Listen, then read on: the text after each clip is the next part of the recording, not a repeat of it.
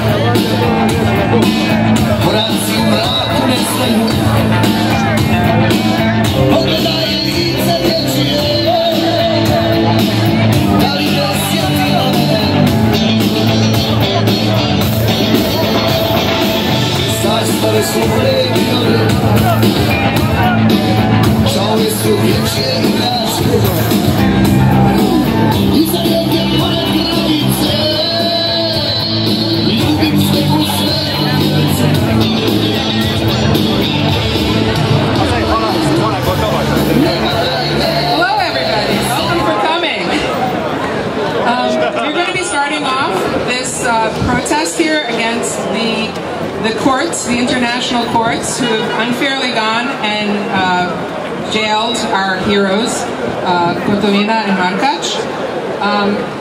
This is a protest that's aimed towards that building, right over there. The whole point of this protest is to show that building that we've seen what they're doing. What they're doing isn't just against Croatia, it's telling people that they can't defend themselves.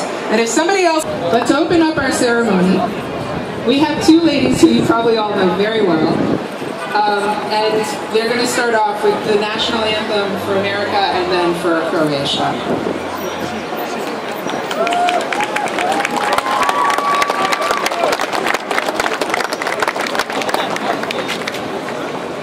Oh, say, can you sing by the dawn's early light what so proudly we hailed at the twilight's last gleaming, whose broad stripes and bright stars through the perilous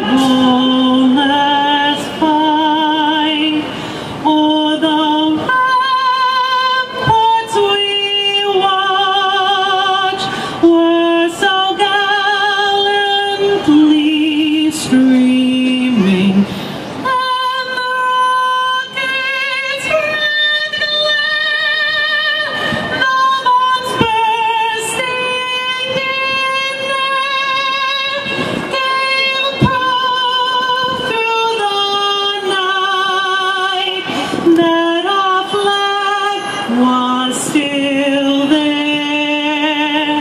Oh, say does that star-spangled banner yet wave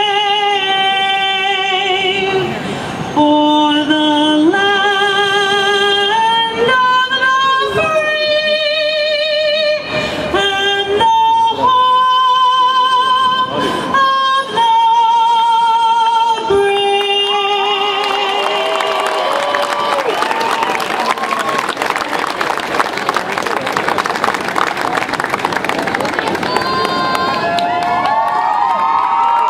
Ajmo svi skupa.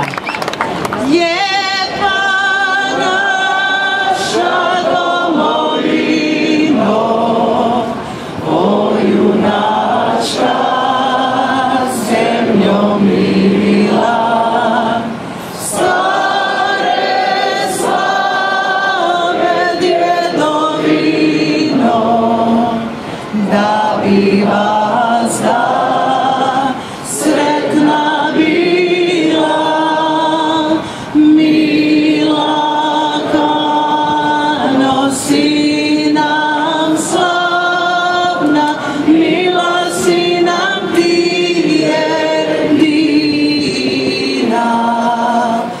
Milaku da si nam ravna, Milaku da si planina, teci samo dramoteci, niti Dunav silu gubi.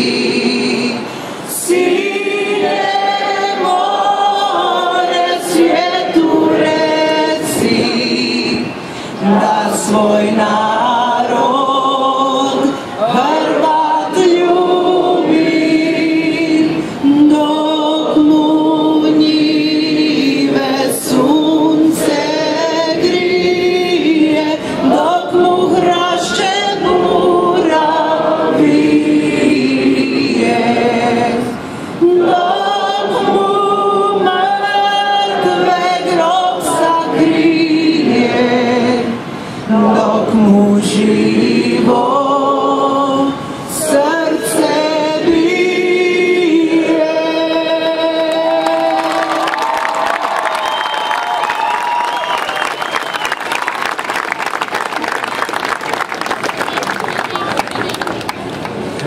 Ladies, thank you. That was beautiful. Hi again. My name is Mariana Schreitz. Thank you for coming. I'm sure that General Ante Gotovina and Mladen Markac, thank you for coming also. And that the people of Croatia, thank you for coming. And every other person in the world that believes in democracy and freedom, thanks you for coming. On Friday, the morning of April 15th, 2011, many of us heard the news that Generals Ante Gotovina and Mladen Markac were convicted and sentenced to 24 and 18 years in jail, respectively, for defending their home, their country, and their people. We are all aware of the bloody war in Croatia and the countless lives it devastated.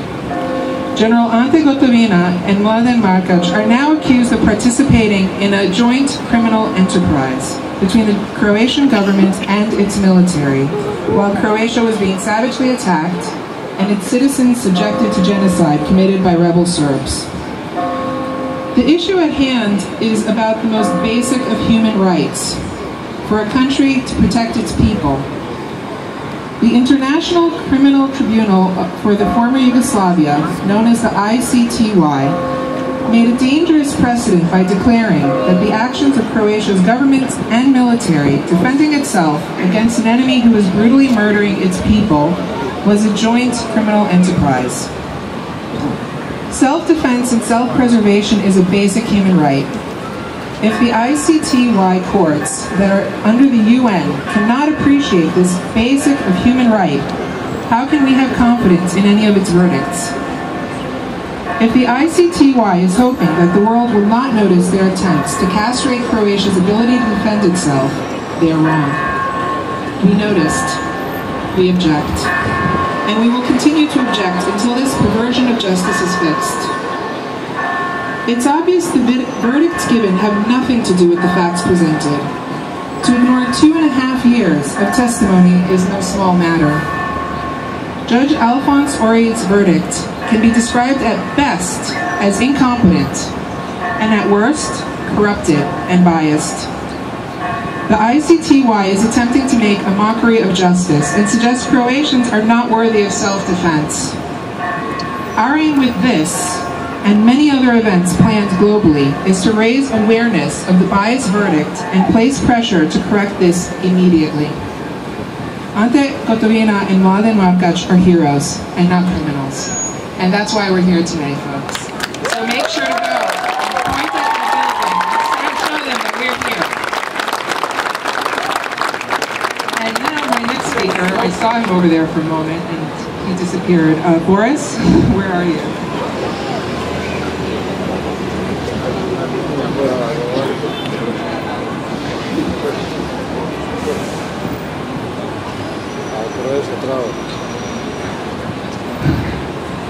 Dear Croatians, why are we here today?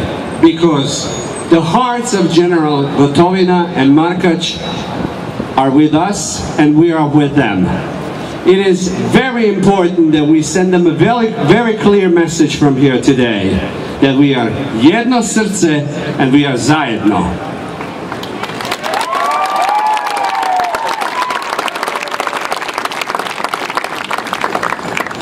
The judgment of the ICTY, which has two Croatian generals, Ante Gotovina and Mladen Markac, sentenced to fine of 24 and 18 years in prison, is unacceptable, painful, and deeply unfair.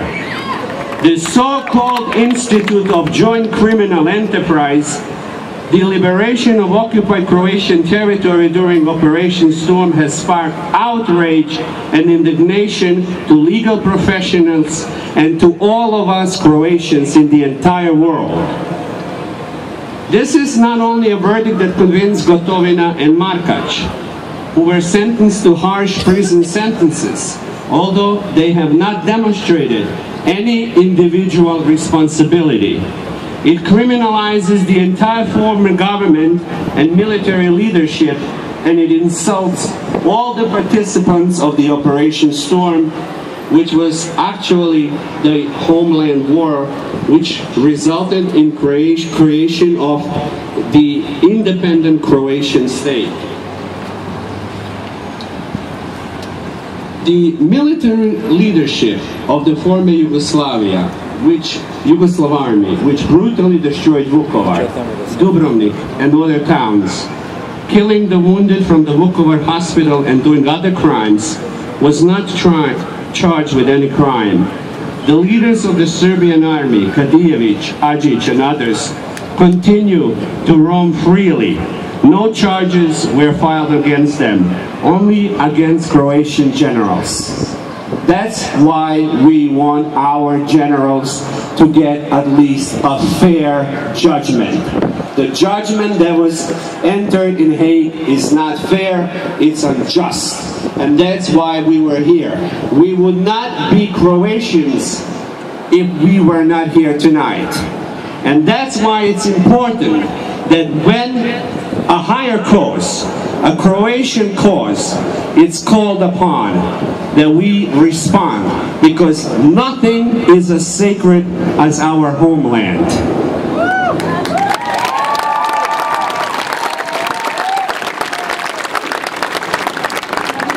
The verdict was made only by listening to the prosecutor's allegations, while the defense evidence was not taken into account at all. Military attacks on artillery attacks on military targets during the Operation Storm, which are a normal part of military tactics, were declared illegal. This was true. If this was true, then every military general in history would be put in jail. And so the message of all of us gathered here today is very clear. We love our homeland, we love our generals, and we will not stop fighting and gathering together. We're going to gather again here next time when the judge from The Hague comes here. Watch your Facebook accounts. Stay in touch with the Croatian radio, with your Croatian community, and next time we gather we gather together, we're going to send even a stronger message to Hague and to the international community. Thank you for listening.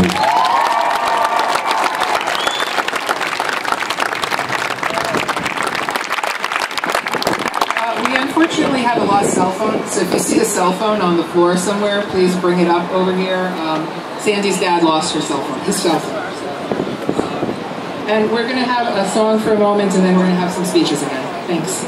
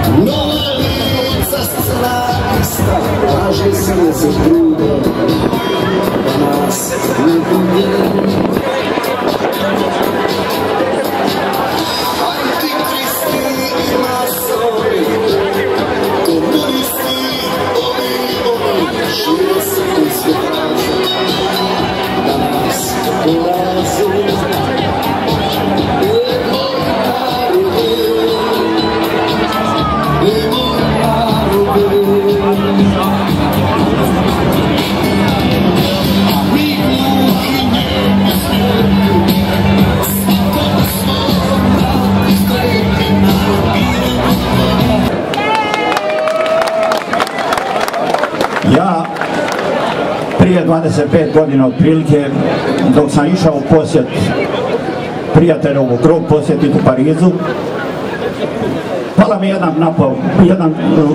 na pamet jedna rečenica koju je on uvijek stao za koju je on uvijek stao, a to je da nije dovoljno čovjeku samo sloboda, nego trebamo i dostojanstvo.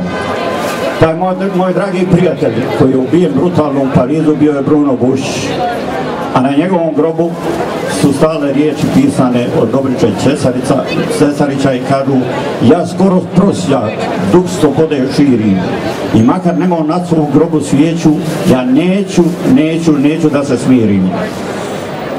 Zašto spominjem Bruna Bušića? Jer ovo što se nama događa preko Haga i preko ove zapadne uljudnosti i civilizacije, to stvarno nije dosljedno nikome. Jer ko ima pravo nama dijeliti moralne lekcije, jer oni lešinari iz Londona koji su krivi za 250.000 ljudi Hrvata koji su ubijeni od Bleiburga preko putnog križa kroz bivšu Jugoslaviju. Isto tako oko 200.000 Kozaka, 100.000 Ukrajinaca, oko 100.000 Bugara. I oni nama da dijele moralnu lekciju. Ja se s tim ne slažem, i gospodo moje iz Londona, ako vi mislite da ste u Hrvatskoj vladat, ne, jer u Hrvatskoj samo može vladat Bog i Hrvati, niko drugi.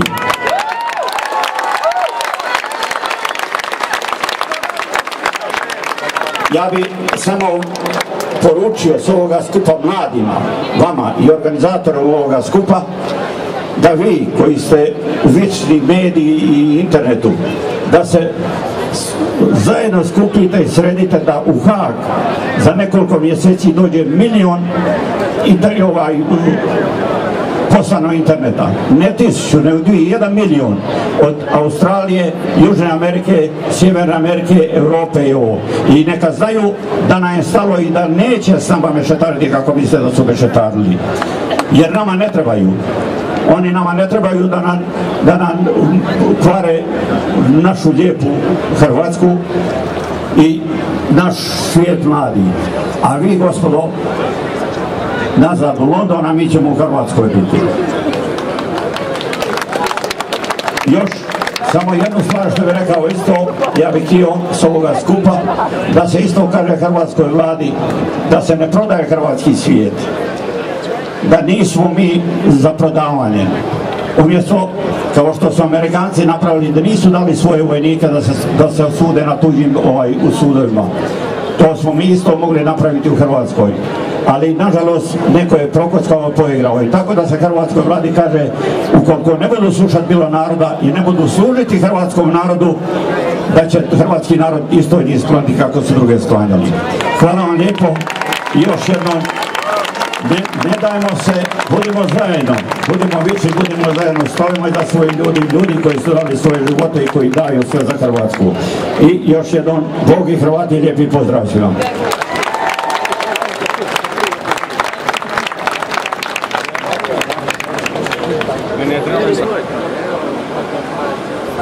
Pozdravljam vam sve i nadam se da me čujete. Je sve u redu? Najljepše što se dogodilo večeras da je tako puno mladog svijeta tu. Znači, štafetna palica je predata mladosti. I vi koji ste večeras tu, zahvaljujem vam, a posebno zahvaljujem organizatora. Ja sam napisao jedan govor, ali sam odlučio ne čitati ga. Reći ću vam samo nekoliko točaka po kojima ja mislim da je Ante Gotovina osuđen. Vi koji me znate da sam puno radio u vezi lobiranja za Hrvatsku i za hrvatski narod. Ja sam u tom nastojanju 90. godine otišao nazad doma i bio sam u Sarajevu oko tjedan dana. Na tom sarajevskom putu saznao sam od jednog advokata u Sarajevu koji nije bio u nikakvoj službi državnoj, da je kapetan Dragan vratio se iz Australije i da je osnovao četnički logor u Velebitu. Zamislite vi, Srbin 90. godine koji je emigrant u Australiji, vraća se u hrvatsku zemlju i u crtu Hrvatske osniva četnički logor.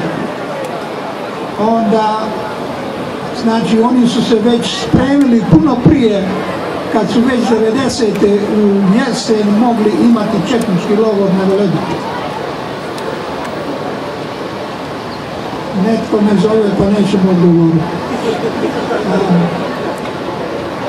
Drugu stvar koju sam onda saznao u Sarajevu je da sam sreo 5 američkih advokata.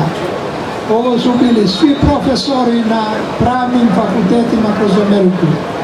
Obzirom da sam ja imao auto, a jedini sam govorio hrvatski, onda sam se ponudio za vodiča.